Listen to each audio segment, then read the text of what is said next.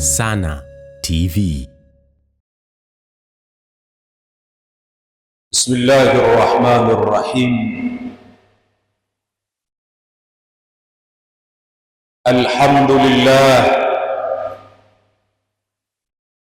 Alhamdulillahi Rabbil Alamin. Wal aqibatu lil muttaqin. Wala udwana illa ala dhalimin. Wa ashhadu an la ilaha illa Allah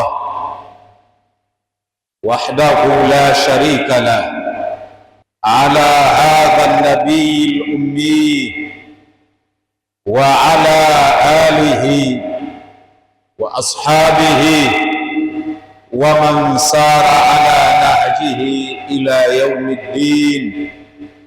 Amma ba'd. Ibadallah, usikum wa nafsi bitaqwallahi al-azizil hakim. Ndugu zangu katika imani, awali ya yote tunamshukuru Mwenyezi Mungu Subhanahu wa Ta'ala na kumtakia ziada za rahma Bwana Mtume Muhammadin sallallahu alayhi wasallam. Lakini vile vile ninawahusia na kuihusia nafsi yangu juu ya kumcha Mwenyezi Mungu subhanahu. Ndugu zangu katika imani, kwa fadhila na baraka za Mwenyezi Mungu subhanahu wa Ta'ala, ametuwafikisha mimi pamoja na nyinyi kuwa ni miongoni mwa wale ambao waliopata bahati ya kuyamaliza masiku 10 yanayopatikana katika mwezi mtukufu wa Dhulhijja, masiku ambayo kwa hakika kabisa yalikuwa ni darsa kwa kila aliyekuwa mu'min, yalikuwa ni darsa kwa mwanamume aliyekuwa mtu mzima, lakini vile vile yalikuwa darsa kwa vijana, hususa ambao wako ndani ya malezi, lakini vile vile yalikuwa ni darsa hata kwa kina mama.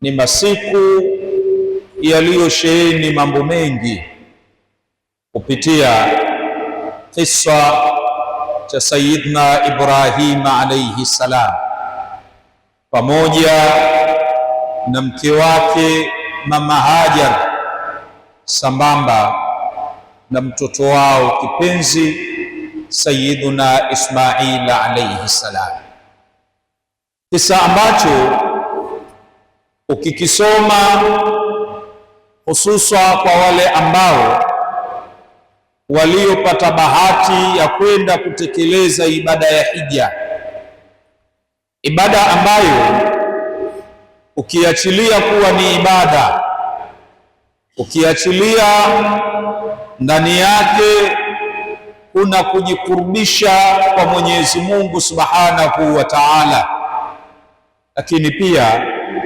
kuna darsa amalia, kuna darsa ya kivitendo.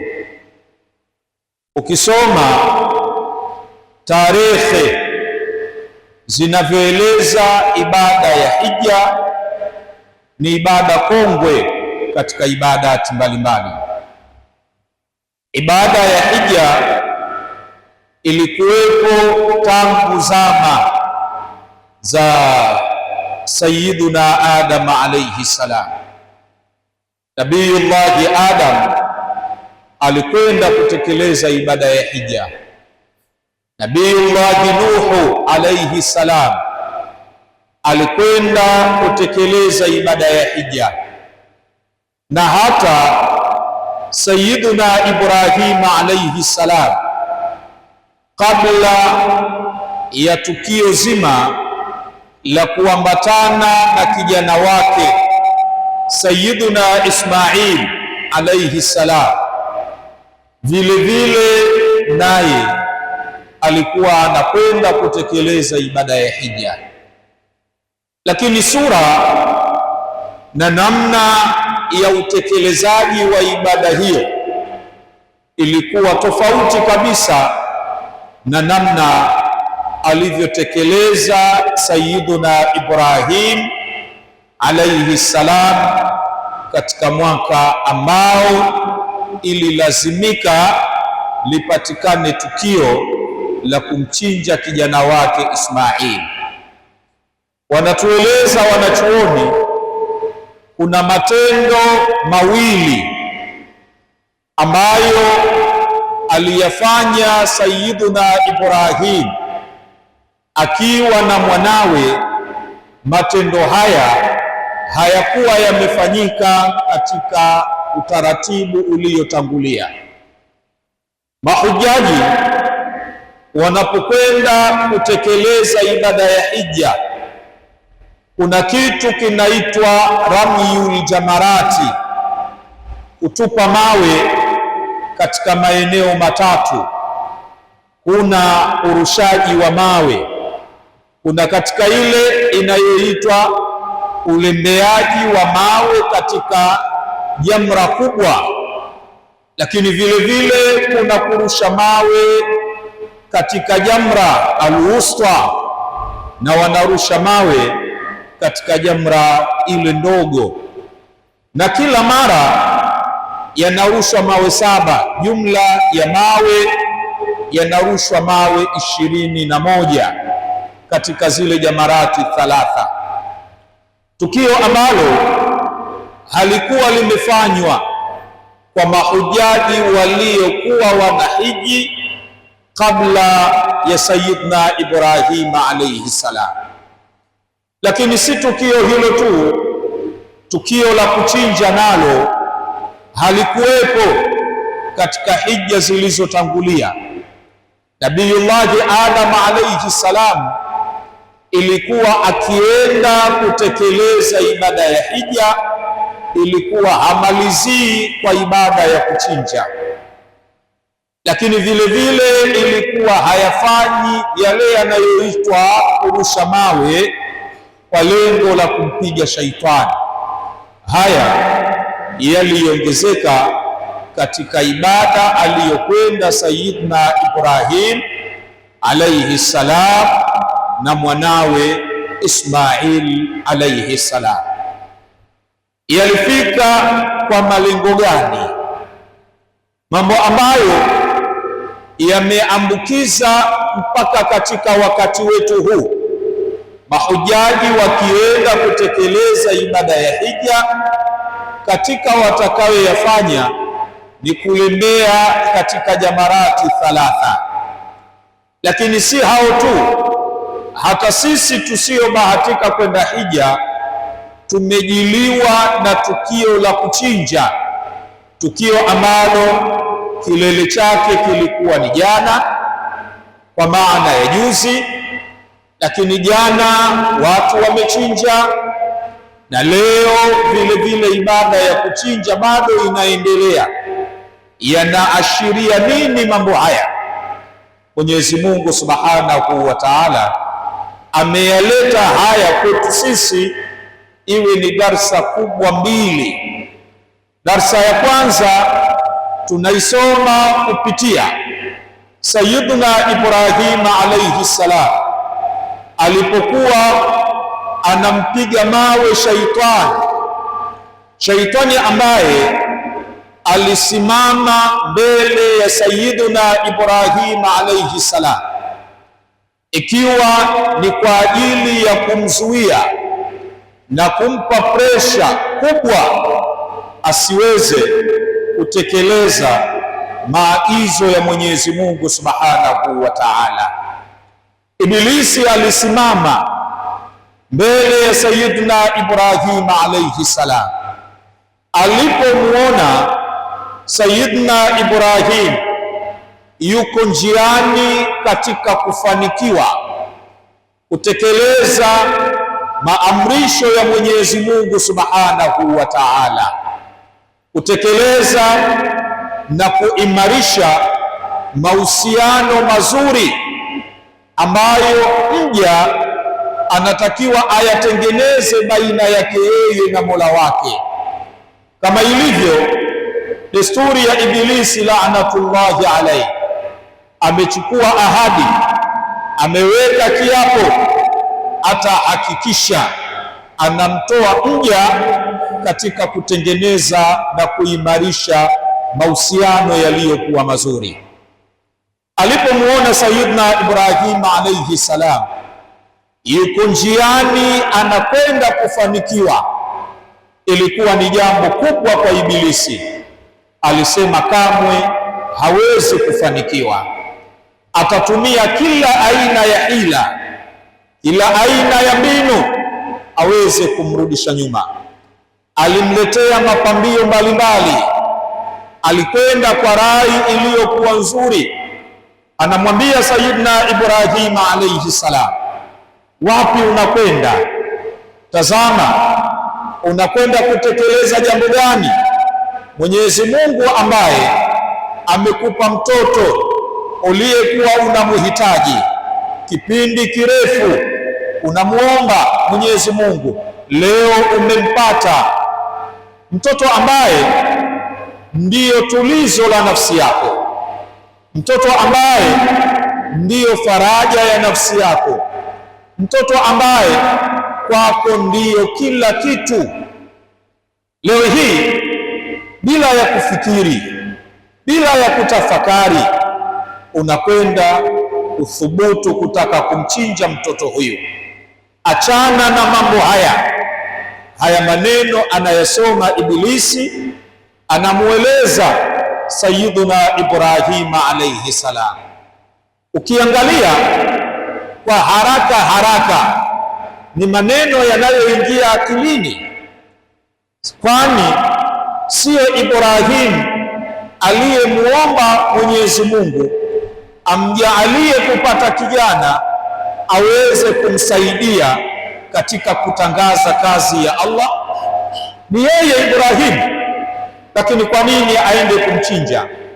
Ni maneno ambayo yanashawishi katika nafsi.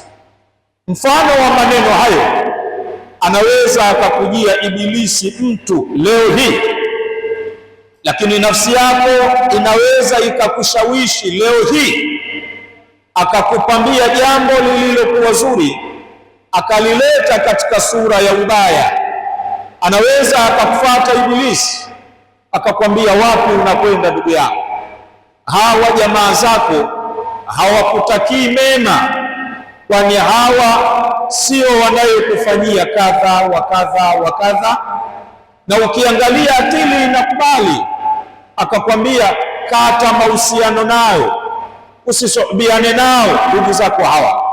Akakwambia mambo ya kishaitani mengi yanaweza yakakufikirisha kuwa yuko katika njia sahihi. Wenyewe wanasema kalimatu haqi urida bihil batil. Anaweza akakuletea neno lina mantiki kwa mtazamo wa karibu, lina mantiki kwa mtazamo wa haraka, lakini nyuma ya pazia likawa limesababisha utengano mkubwa, yakakata mahusiano baina yako wewe na jamii inayokuzunguka, baina yako wewe hata na Mola wako Subhanahu wa Ta'ala. Tujifunze kupitia Sayyiduna Ibrahim alayhi salam. Aliokota mawe, akamgeukia shaitani, akampiga mawe 7 kuhakikisha anamuondoa katika uso wa macho yake, anamuondoa mbele yake, asiweze kumuharibia mustakbali wake uliokuwa mzima. Tujifundishe kupitia Sayyidina Ibrahim tukio la namna hiyo, namna gani tunaweza kukabiliana na changamoto mbalimbali zinazosimama mbele yetu kutuharibia mahusiano yetu mazuri. baina yetu sisi na Mola wetu, baina yetu sisi na viongozi wetu, baina yetu sisi na jamii zetu, baina yetu sisi na kila ambaye yeye ndiyo sababu ya wewe kufanikiwa katika maisha yako. Lakini siyo huyo tu, tumtazame Sayyiduna Ismaila alayhi salam, na yeye vile vile tumeelezwa jana tu, maulama walikuwa wanatuambia Sayyiduna Ibrahim anamsomea mwanawe, anamwambia inni ara anni adhbahuka fandhur madha tara, mwanangu, ninaona mara kwa mara ninakuchinja, na wewe tafakari, nini unafikiri, nini unaweza kusema? Sayyidina Ismail alichokifanya, hakumtazama baba yake wala hakuitazama nafsi yake, bali alitazama maagizo yanatoka kwa nani. Alipobaini aliyeamuru ni Mwenyezi Mungu Subhanahu wa Ta'ala, ndiye aliyemuamrisha baba yangu niitoe nafsi yangu, niwe tayari kujikosa kwa sababu ya kutaka radhi za Mwenyezi Mungu Subhanahu wa Ta'ala.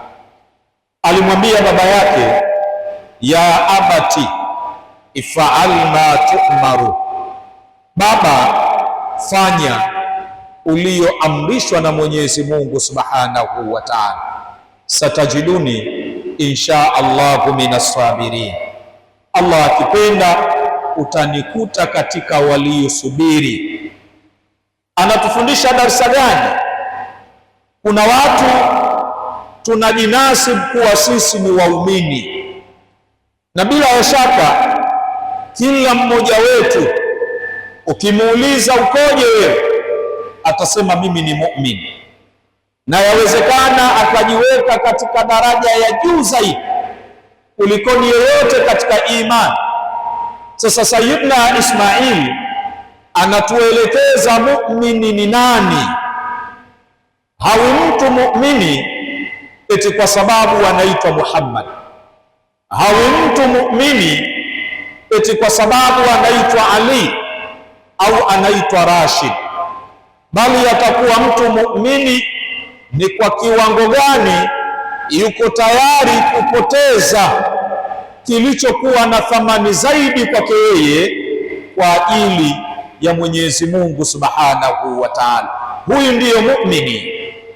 Na hata mimi na wewe tukitaka kujijua kwamba kweli sisi ni waumini, basi tujipime kwa namna gani tuko tayari kupoteza vilivyokuwa na thamani kwa ajili ya Mwenyezi Mungu Subhanahu wa Ta'ala. Bwana Mtume Muhammad sallallahu alayhi wasallam siku moja alimwambia Sayyiduna Umar ibn al-Khattab radhiyallahu anhu, la yu'minu ahadukum hatta akuna, la yu'minu ahadukum, hawi muumini wa kweli mmoja wenu, hatta yakuna Allah wa rasuluhu ahabba ilayhi min walidihi wa waladihi wan nasi ajma'in. Anamwambia hawi muumini wa kweli mmoja wenu mpaka awe Mwenyezi Mungu, awe mtume wake wana thamani zaidi kwake yeye kulikoni mzazi wake, kulikoni mtoto wake, kulikoni watu wote, na kila kitu anachomiliki yawe yuko tayari kukipoteza kwa ajili ya kutaka radhi za Mwenyezi Mungu Subhanahu wa Ta'ala. Maneno hayo aliyasema Sayyiduna Muhammad kumwambia Sayyiduna Umar. Maneno hayo ndiyo anayoyaonyesha kwa vitendo Sayyiduna Ismaila alayhi salam na baba yake Sayyiduna Ibrahim alayhi salam. Ibrahim alikuwa tayari kumpoteza mwanawe, kwa ajili ya kutaka radhi za Mwenyezi Mungu. Hivi katika anavyovimiliki mtu kuna kitu cha thamani kuliko mtoto wake? Lakini achilia mbali yeye, Sayyidina Ismail yuko tayari kujikosa, kuipoteza nafsi yake kwa ajili ya kutaka radhi za Mwenyezi Mungu Subhanahu wa Ta'ala. Hivi kuna kitu kilichokuwa na thamani kuliko nafsi yako? Jipime ukamilifu wa imani yako, kitu gani uko tayari kukipoteza kwa ajili ya kutaka radhi za Mwenyezi Mungu Subhanahu wa Ta'ala. Na hawi mtu muumini eti kwa sababu ya kuwa una jina la Kiislamu. Hawi mtu muumini eti kwa kujinasibu kwamba mimi ni muumini. Jipime imani kwa kulinganisha kipi kiko tayari ukipoteze kwa ajili ya kutaka radhi za Mwenyezi Mungu Subhanahu wa Ta'ala.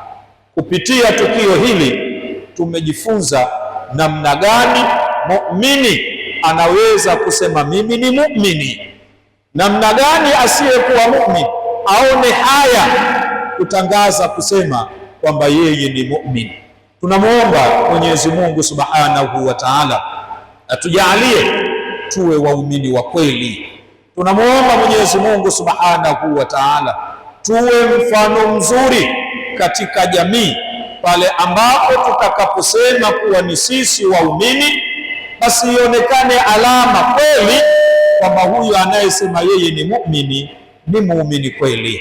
Wallahu Subhanahu wa Ta'ala yaqul wa biqawlihi yahtadi al-muhtadun wal 'asr innal insana lafi khusr illa alladhina amanu wa 'amilus salihat wa tawasaw bil haqqi wa tawasaw bis sabr.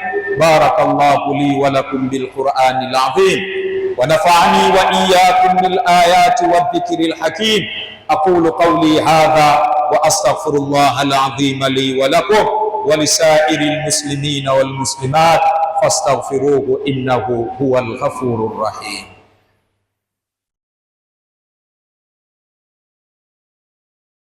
Bismillahir rahmanir rahim. Alhamdulillah wassalatu wassalamu ala rasulillah wa ala alihi wa ashabihi wa man sara ala nahjihi. Ibadallah, usikum wa nafsi bitaqwallahi al-azizil hakim. Awali ya yote tunamshukuru Mwenyezi Mungu, tunamtakia ziada za rahma Bwana Mtume Muhammadin sallallahu alayhi wasallam. Ninawahusia na kuihusia nafsi yangu juu ya kumcha Mwenyezi Mungu subhanahu. Ndugu zangu katika imani, Sayyiduna Ibrahim alayhi salam, Sayyiduna Ismail alayhi salam wametufundisha amalia kivitendo namna gani mtu anapata kibali cha kusema kuwa yeye ni muumini. Muumini anakuwa tayari kupoteza kwa ajili ya Mwenyezi Mungu, na muumini hawi tayari kunyang'anya vya watu kwa ajili ya nafsi yake. Leo hii ajabu kubwa tuliyokuwa nayo, watu wako tayari kupoteza maisha ya wenzi wao kwa ajili ya kuzifurahisha nafsi zao. Leo hii watu wako tayari kudhulumu haki za wenzi wao kwa ajili ya ustawi wa nafsi zao. Leo hii watu wako tayari, bora jamii iharibike, bora watu wasambaratike, bora watu washindwe kuwa wamoja, eti kwa sababu yeye atengeneze mazingira ya kuwa na maisha mazuri. Huyu anajiita kuwa yeye ni muumini. Imani haiko katika sampuli hiyo. Imani iko tayari, ikibidi ufe wewe kuwa tayari kufa. Imani iko tayari, ikibidi kufilisika uwe tayari kufilisika kwa ajili ya kutaka radhi za Mwenyezi Mungu Subhanahu wa Ta'ala. Na masahaba wa Mtume waliomsoma Mtume na wakamuelewa Mtume walikuwa katika namna hiyo. Msome Bibi Khadija radhiyallahu anha, alikuwa tajiri anayewaajiri wanamume, watu wanaishi kwa kupata kazi kutoka kwake. Mpaka anakufa Bibi Khadija hakuacha mali ya kurithiwa. Fatima bintu Rasulillah, mke wa Sayyiduna Ali ibn Abi Talib, mtoto wa mama Khadija, hakumrithi mama yake. Kwa nini hakumrithi? Hakuacha mali ya kurithiwa, yote aliitoa. Alikubali kupoteza mali yake kwa ajili ya kutaka radhi za Mwenyezi Mungu Subhanahu wa Ta'ala. Wewe muumini gani uliyekuwa tayari kunyang'anya vya wenzio uongeze katika unachokimiliki, ukijipa matumaini kuwa mimi ni muumini, bila ya kuona haya? Linaingia tukio la Dhulhijja, unasherehekea kifua mbele, unaadhimisha kuchinja bila ya kujua kulikuwa kunafundisha maana gani. Ibada ya kuchinja inafundisha kupoteza cha kwako kwa ajili ya kutaka radhi za Mwenyezi Mungu Subhanahu wa Ta'ala. Na ndivyo walivyokuwa masahaba wa Bwana Mtume, akina Khabbab ibn al-Arati radhiyallahu anhu. Khabbab aliwahi kudiriki kuchomwa moto. Sayyidina Umar anamuelezea Khabbab siku moja, anamwambia Khabbab, tueleze yapi yaliyokusibu katika kutaka radhi za Mwenyezi Mungu Subhanahu wa Ta'ala. Khabbab alivua kanzu yake akamgeuzia mgongo Sayyiduna Umar. Alipoutazama mgongo ulikuwa umetapakaa makovu. Sayyiduna Umar anamuuliza Khabbab, yamekuwaje haya? Anamwambia, laqad uqidat alayya an-nar wa wudhi'tu fawqaha fama atfa'aha illa wadaku dhahri. Anamwambia Sayyidina Umar, nilipoingia katika Uislamu nilitakiwa nitoke nisiwe Muislamu, nami nilikuwa mbishi, sitaki kumwasi Mwenyezi Mungu.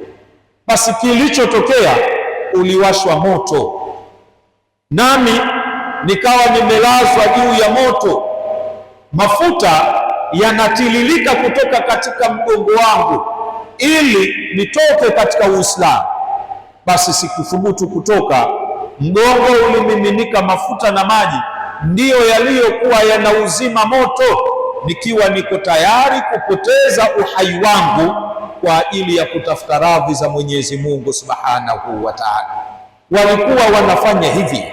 Kwa hiyo ifahamike kwamba darsa tuliyoletewa katika masiku haya ilikuwa ni darsa ambayo tutafundishwa namna gani tunaweza kusema sisi ni waumini kwa kupoteza aazza ma namliku irdaan lillahi Subhanahu wa Ta'ala, kwa ajili ya kumridhisha Mwenyezi Mungu Subhanahu wa Ta'ala. Hii ndiyo imani iliyokamilika.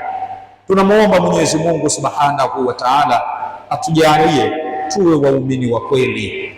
Tunamuomba Mwenyezi Mungu Subhanahu wa Ta'ala atupe baraka zilizopatikana katika masiku 10 ya Dhulhijja, masiku ambayo kwa kweli yalikuwa ni darsa kubwa.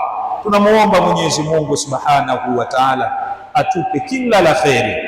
Inna Allaha malaikatahu yusalluna ala nabi ya ayyuhalladhina amanu sallu alayhi wa sallimu taslima.